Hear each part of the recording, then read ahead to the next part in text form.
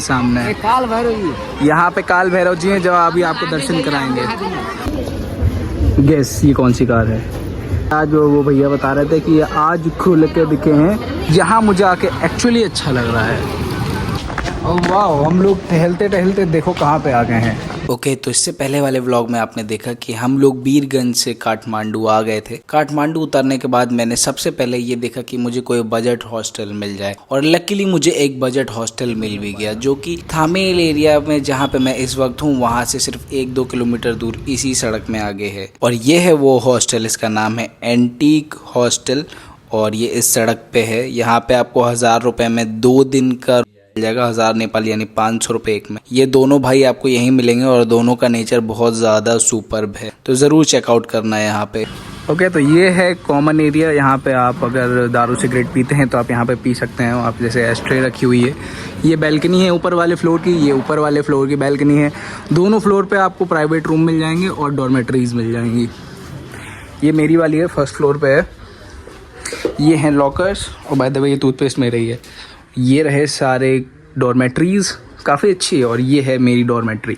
अब अगर आप इसके अंदर देखोगे काफ़ी अच्छी स्पेस है, मतलब बहुत ज़्यादा ही है एक डॉर्मेट्री के हिसाब से। यहाँ पे आपको फ़ैन मिलेगा, एक लाइट मिलेगी, यहाँ पे आपको चार्जिंग सॉकेट मिलेगा, बढ़िया रज़ाई गद्दे मिलेंगे, तकिया भी अच्छे मिलेगी, बहुत ही अच्छा। ऐसा नहीं है कि कुछ भी गलत हो, बहुत ज़्यादा अच्छा। मैं आपको ये रिकमेंड करना चाहता हूँ। ओके, तो निकल चुके हैं हम लोग नेपाल घूमने। हम लोग जा रहे हैं, अब कहाँ जा रहे हैं वो भी आपको आगे पता चलेगा, बट बहुत अच्छी जगह है। धूप है मगर उतनी गर्मी नहीं है। सुबह से मैंने कुछ खाया भी नहीं, तो वो भी कुछ खा लेते हैं।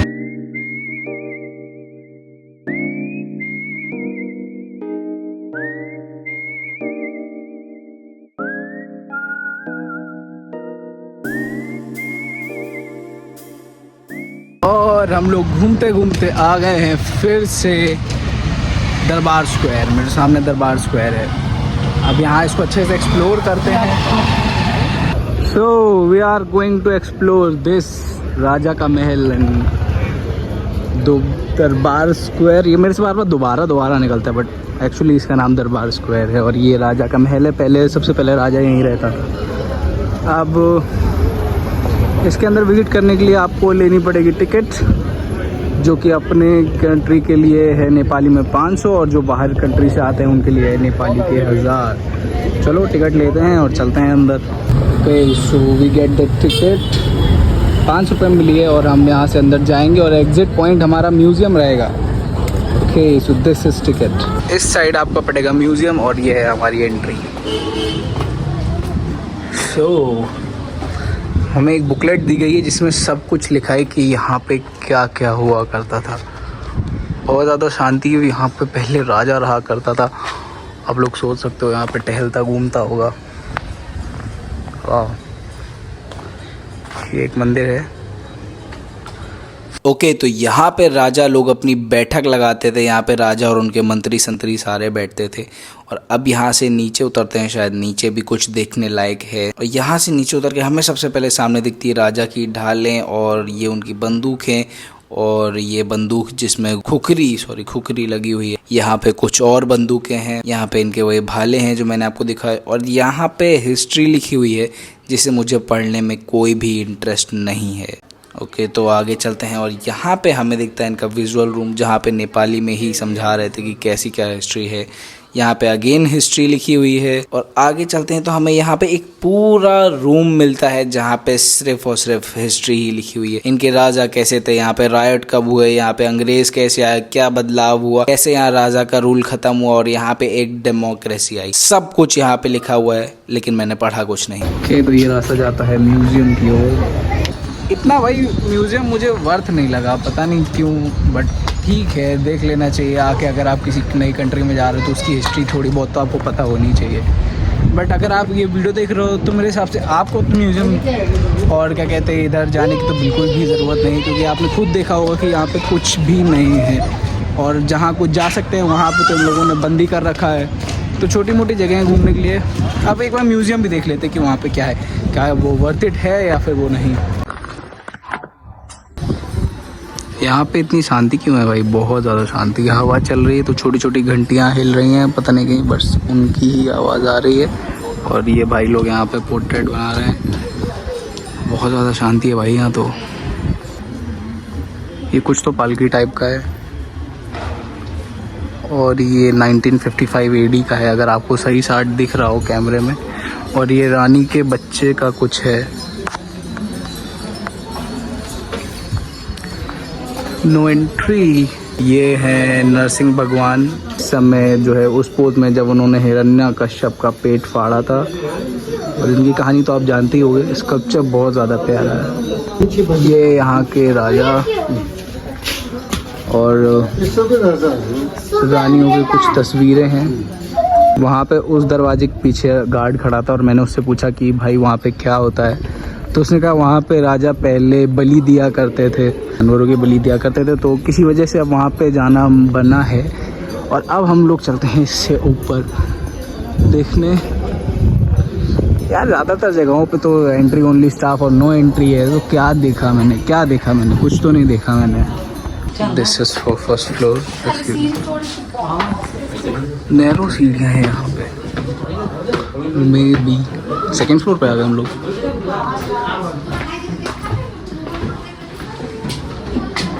सफोकेटिंग है। और यहाँ पे कोई राजा वाजा की मूर्ति रखी है। ऐसा लग रहा है किसी भूतिया फिल्म की सेट पे आया हूँ।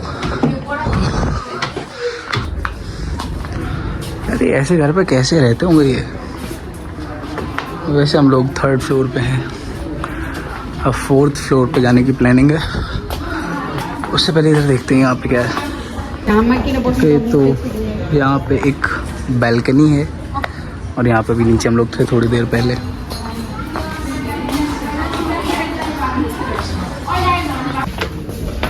एक 3rd floor. There is nothing, जो भी है वो लॉक कर रखा है। ये तो ज़्यादा खतरनाक है, हिल रही है थोड़ी थोड़ी। 8th floor. कुछ नहीं है यहाँ पे।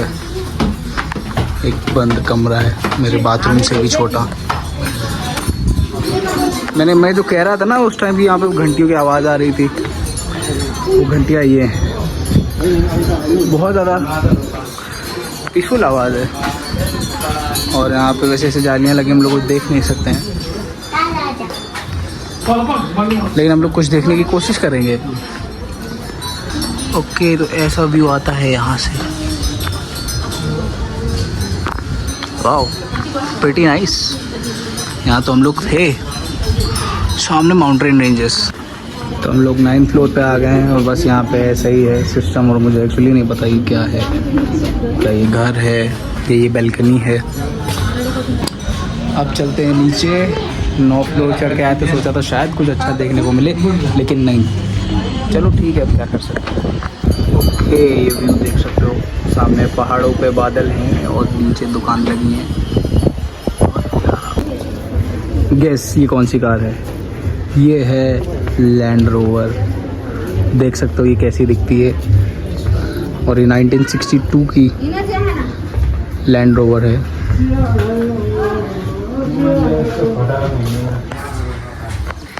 यहाँ पे कुआं है, कुछ खास नहीं, यहाँ पे एंट्री नहीं है। यहाँ पे बेसिकली अभी काम चल रहा है।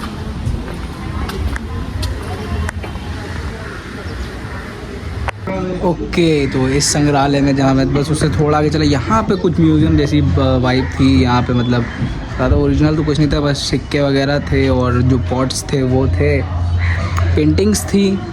और उस साइड में रिकॉर्ड नहीं कर पाया, वहाँ पे भी पेंटिंग्स थी और वो देखने लायक है क्योंकि उसमें दिखाया गया यहाँ का कल्चर कि कैसे यहाँ के राजा रानी जो हैं वो रहते थे, क्या था उनका। वो बहुत ज़्यादा मतलब देखने लायक था। मतलब हाँ ठीक है, अब मैं बोलूँगा कि हाँ थोड़ा थोड़ा बढ़ते पे। ओके, तो ये मैं लड़कियों की मार्केट में आ गया हूँ। यहाँ पे लड़कियों का ज़्यादा मतलब का सामान है। सारी ज्वेलरीज की दुकान है, सारी ज्वेलरी पूरी jewelleries, all total are jewellers. तो अभी भूख लग रही थी और मैंने यहाँ पे जो है लस्सी पीने का सोचा है।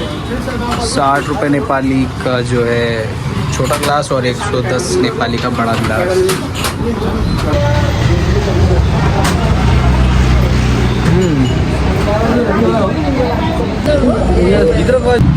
ओके, तो लस्सी बहुत अच्छी थी, लिटरली बहुत अच्छी थी, पता नहीं कैसे बट अच्छी थी। 60 रुपये की है और इंडियन के हिसाब से पता नहीं कितने हुए। अब मुझे खाना है, खाना क्योंकि सुबह नाश्ता करा तो तब से कुछ खाया नहीं है, शायद 3 बज रहे होंगे। अब मुझे सबसे पहला काम जो है वो है खाना ढूंढना। और वाह, हम लोग टहलते टहलते देखो कहाँ पे आ गए हैं। ये है स्वयंभूनाथ स्तूप और मैं इसको विज़िट करने की सोच रहा था। मैंने सोचा था कल करेंगे बट हम लोग घूमते घूमते यहीं आ गए हैं। It's looking nice.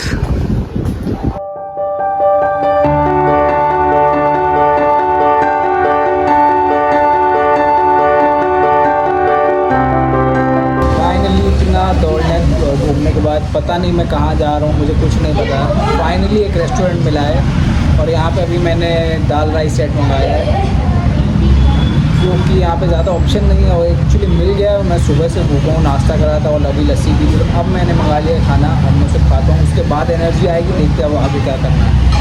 ओके, तो इधर अभी कद्दू रखा था बहुत सारा और यहाँ पे साग रखा था, मुझे बिल्कुल ही नहीं पसंद है तो मैंने उसको रिप्लेस करा दिया।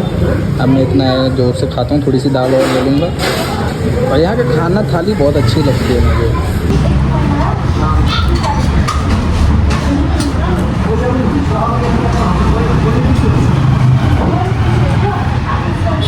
ओके, खा पी के हो गई है एनर्जी बहुत ज़्यादा फुल। और अब देखना है कि कहाँ पे क्या करना है। अभी तो मैं जस्ट बाहर निकला हूँ, मुझे थोड़ा सोचने के लिए टाइम चाहिए कि मुझे क्या करना चाहिए। यहाँ पे जो आपको दारू हर दुकान पे मिलेगी, यहाँ पे ऐसा कुछ नहीं है कि कोई ठेका वेका है, बट आपको दारू जो है हर जगह पे मिलेगी। हर दुकान वाले पर, हर 4 में से एक दुकान वाले के पास आपको सारी दारू मिलेगी।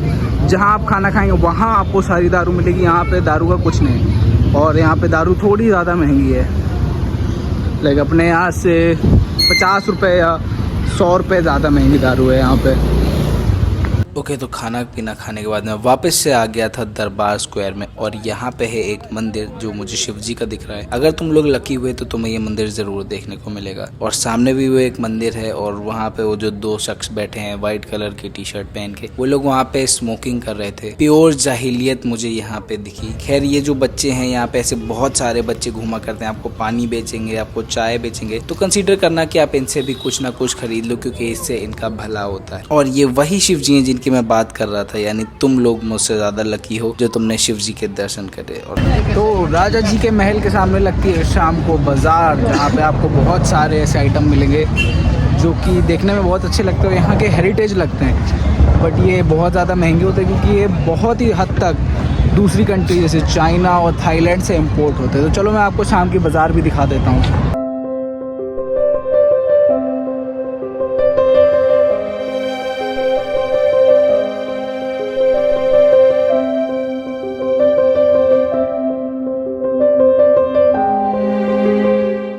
ये लगती है राजा जी के घर से सामने से और ये पूरी बाजार, यहाँ पे सब सोवेनियर आइटम मिलता है। हर दुकान पे आपको खुखरी मिलेगी, यहाँ का ट्रेडिशनल वेपन है। मैं इंतज़ार कर रहा हूँ यार कि कब यार सूरज जाए और थोड़ी यहाँ की नाइट लाइफ देखे, बट जो है वो सूरज जा ही नहीं रहा है। 6:30 बजने वाले हैं। लेट्स सी, मैं भी पहले ढूंढ रहा हूँ काल भैरव जी को, स्माइली काल भैरव, देखते हैं कहाँ मिलेंगे वो। ओके, तो ये श्वेत भैरव हैं, ये मुझे अभी सर ने, हाँ श्वेतो भैरव, तो ये बहुत ही कम, बहुत मतलब ऐसे जल्दी दिखते नहीं खुले हुए, बट आज वो भैया बता रहे थे कि आज खुल के दिखे हैं, तो वो यहाँ के खुद रहने वाले, वो सरप्राइज़ हो गए कि आज ये कैसे खुल गए। ऐसे जल्दी ये जो है खुलते नहीं, बट आज मेरी किस्मत अच्छी है जो मुझे दर्शन हो गए और आपकी किस्मत अच्छी क्योंकि आपको भी दर्शन हो गए। ओके, तो ये है राजा जी के महल के पीछे का सारा जो सिस्टम है। हनुमान या भैरव का गुरु। अच्छा, श्वेत भैरव के गुरु हनुमान जी हैं, वो मूर्ति है सामने। काल भैरव जी, यहाँ पे काल भैरव जी हैं जो अभी आपको दर्शन कराएंगे। हाँ जी, तो ये राजा जी के घर के पीछे सारे मंदिर हैं और आगे भी मंदिर हैं। टोटल ये एरिया जो स्क्वायर है राष्ट्रमंडल बोलता है। अच्छा, क्या कहते हैं? कष्टमंडल। अच्छा अष्टमंडल। हाँ, अभी हम कष्टमंडल में पुकार दूंगा ना। हाँ, हाँ। ये नीचे है अच्छा। कष्टमंडल मुंडा। हाँ कष्टमंडल मुंडा। मुंडा। ओके।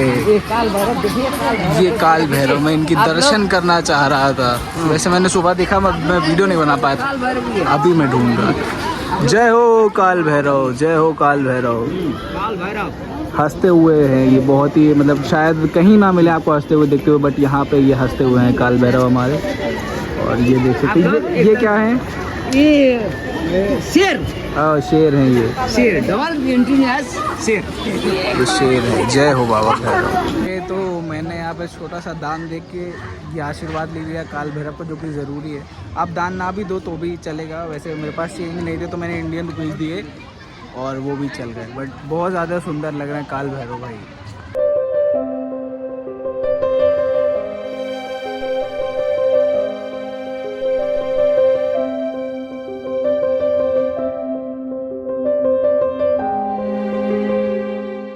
ये थोड़ी रिलीजियस साइट आ गई है। वहाँ पे ज़्यादातर नशेबाज लोग थे और चिल कल्चर था, बट ये रिलीजियस साइड है। वो हमारे भोलेनाथ बैठे हुए हैं और ये मंदिर, सारे ये सब मंदिर ही मंदिर हैं। काफ़ी रिलीजियस प्लेस है। वो सामने काल भैरव है हमारे।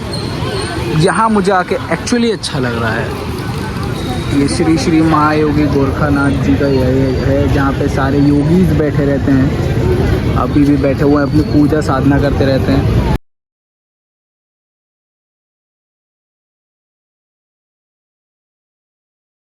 ओके, तो आज का ब्लॉग हम यहीं ख़त्म करते हैं, क्योंकि मेरे फ़ोन में है बैटरी कम और मैं लाना भूल गया हूँ पावर बैंक मेरे डॉर्मेट्री में रखा है। तो चलो इस ब्लॉग को यहीं ख़त्म करते हैं। कल क्या करना है वो मैं आपको कल ही बताऊँगा।